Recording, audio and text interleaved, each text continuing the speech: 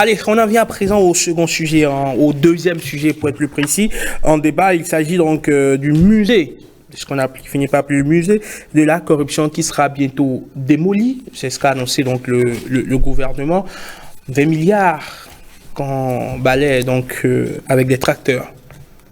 C'est dommage pour la République. Mais je dis, chacun doit payer pour ses péchés. Moi, je ne suis pas trop friand de déposer les gens en prison, mais il faut les obliger à rendre ce qu'ils ont pris à l'État béninois. Il faut les obliger, parce que, vous savez, moi je suis un peu gêné, je me dis que c'est peut-être ça qui fait que, en dépit de tout l'arsenal mis en place par le président Talon, il y a des gens qui continuent de faire encore yo-yo avec l'argent de la République. Tous les jours, on envoie déjà à misérité pour avoir touché à l'argent du contribuable. Normalement, vu l'arsenal, vu la rigueur mise en place par le chef de l'État, on ne devait même plus avoir le courage de toucher à l'argent du Béninois. Maintenant, bon, on va raser ça, on va y installer un projet culturel. Moi, ça me pose un problème de morale. Est-ce qu'on a situé le respect? Parce que moi, je dis, avant de raser, il faut laisser la preuve là. Il faut laisser encore la preuve là, retrouver tous les coupables et que chacun paye ce qu'il a pris. Parce que moi, j'avais appris un temps, on n'avait même pas fini de construire.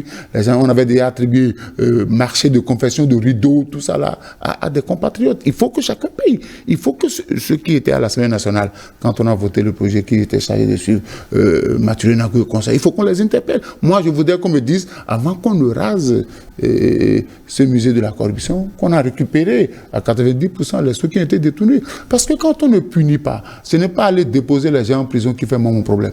Ce que tu as appris, j'ai suivi le président, comment on appelle, le nouveau président gabonais, qui a dit, vous allez non seulement rembourser ce que vous avez pris avant qu'on ne vous dépose. Il faut qu'on récupère. Parce que si on ne récupère pas l'argent, on n'est pas en train de donner une leçon de morale à la génération montante. Le gars va vous dire, je peux voler l'argent de l'État, on me dépose en prison 2 ans, 3 ans, je sors, je dispose de mon argent. Donc je voudrais d'abord, je suis d'accord que, bon, qu'on fasse autre chose là, mais ceux qui ont pris l'argent, qu'ils remboursent sincèrement. 20 milliards, c'est pas 200 francs, c'est pas 20 francs, c'est beaucoup d'argent. Avec ça, on peut ériger des écoles.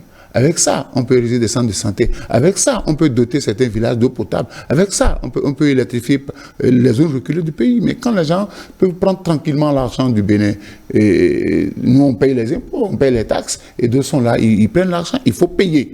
Moi, je suis d'accord parce qu'il y a eu beaucoup de dossiers. On nous a parlé de dossiers à Noir d'Orano, 40 milliards. On n'entend plus parler. Les gens sont tranquilles. Il faut que chacun paye.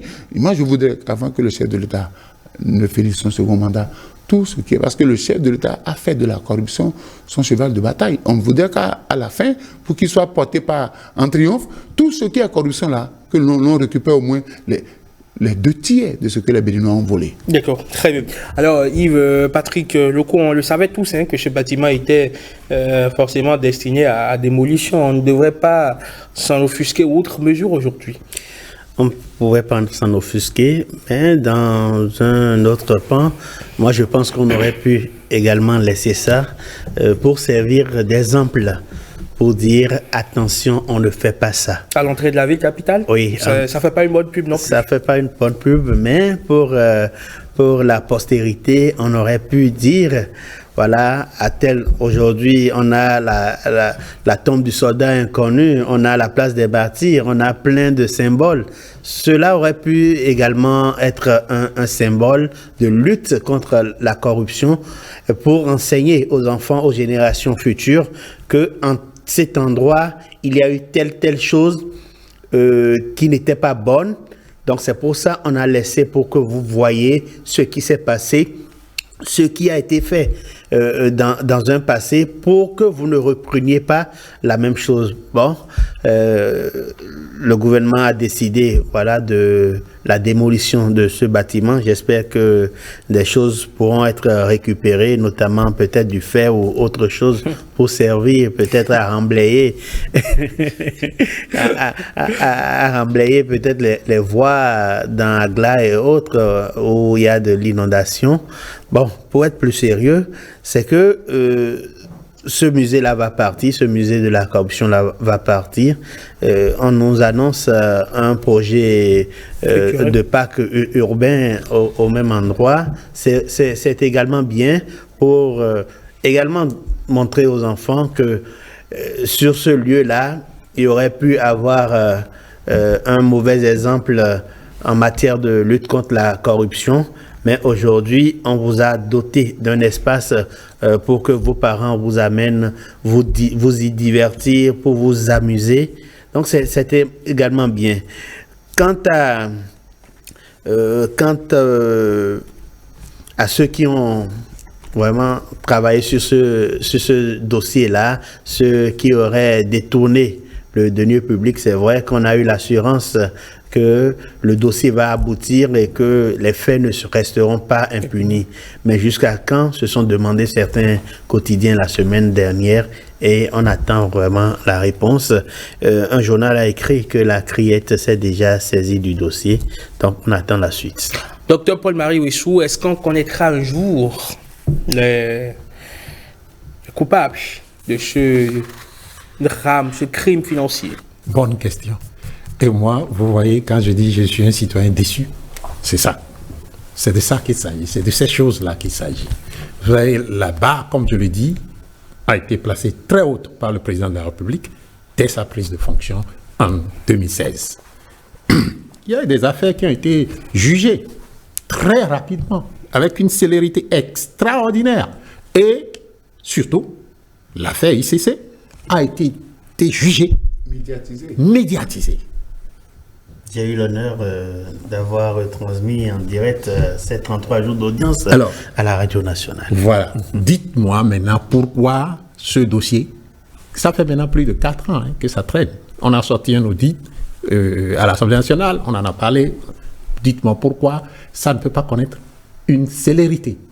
Écoutez, j'ai entendu, c'est en cela que je dis je suis un citoyen déçu, hein, c'est ces choses-là qui, moi, me déçoivent. J'ai entendu le président de la commission de la loi sur une chaîne parler de l'affaire avec une grave légèreté. Une grave légèreté. C'est-à-dire, face à ce dossier, on ne peut pas parler comme ça, surtout quand on occupe cette poste de responsabilité et qu'on est dans le sillage du président de l'Assemblée et du président de la République. On ne peut pas parler comme ça. Il nous dit, oui, écoutez, comment vous allez réagir si on interpellait le président Yahya Boni? Écoutez, le président Yahya Boni a suivi beaucoup de choses dans ce pays. Le procès dont on vient de parler, il y a beaucoup de témoins à charge qui ont cité son nom. Est-ce que ça a tué le président Yahya Boni? Le président Yahya Boni a été, presque assigné à résidence pour des mois dans ce pays. Est-ce que ça a changé? 52 jours. Non, bon, 52 jours. Est-ce que ça a changé quelque chose à ce que le président Yahya Boni est? Alors, si il faut interpeller le président Yahya Boni dans ce dossier, il faut l'interpeller, mais que le dossier aille vite pour nous, les citoyens qui attendons que le même traitement qui a été réservé à d'autres dossiers soit réservé à ce dossier. Nous attendons que ce traitement soit réservé à ce dossier et que parce que la responsabilité de l'impunité de ce dossier n'est plus seulement du président Yahya Boni, c'est co-partagé maintenant. Si ce n'est pas fait avant la fin du mandat du président Talon, c'est que c'est une responsabilité partagée entre les deux mandats. Vous voyez? Et donc, il faut que le président de la République, moi je sais s'il veut vraiment que ce dossier aille vite, ça va aller vite, et que si c'est l'aiguille qui va prendre la corde et qui va traîner tout le monde un peu partout, dans tous les camps, si c'est ça, c'est de ça qu'il s'agit, il faut que ça se passe, pour que nous tous nous voyons ceux qui ont commis ce crime-là. 20 milliards de nos francs CFA, il a dit, ça pourrait construire, moi je dirais, des amphis. Ça aurait déjà suffi pour que l'université d'Abomey-Calavi ne fasse plus des programmes de 2 semaines pour les étudiants. Puisque, vous savez, à cause de manque de salles de classe, c'est que vous faites des programmes de moitié journée. Vous n'allez pas au cours normalement. Vous faites des programmes de moitié journée. Donc, on aurait pu construire des amphis pour les étudiants. Et il est très important que, tel que le président a placé la barre, dès le départ, que la barre reste comme ça jusqu'à la fin et que ça ne descende pas et qu'on ne commence pas à se justifier, à se cacher derrière la lenteur de la justice. La justice n'a aucune lenteur si on veut qu'elle aille vite. Très bien. Allez, tout est dit donc sur le sujet.